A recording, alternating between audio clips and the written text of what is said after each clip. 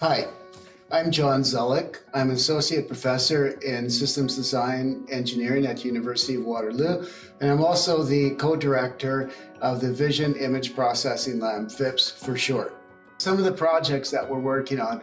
One is visual SLAM. The best way of describing it is move a camera through the environment, and what it produces is a point cloud.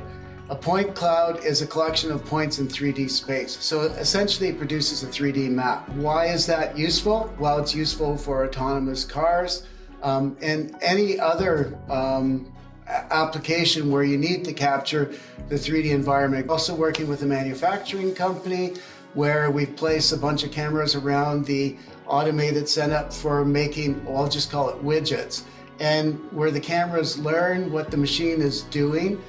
And then by observing over time, they try to determine if there are deviations from that, or being able to predict deviations if something's going to go wrong. Because if they have to bring down the whole automation machine down, that costs money. So if you can predetermine that and use a proactive approach, that means that the system does not go down. You address the problem before it happens. And we're also working with the baseball team, the Baltimore Orioles. What we're trying to do is helping the scouting staff that goes out to a minor league game, a college game, where they would capture a pitcher throwing through their smart camera, where you have a single view, and trying to capture the 3D pose as they go through the motions so that we can do biomechanic analysis on that. Why is that useful? Well, baseball pays high salaries, and the baseball clubs want to invest a lot of money,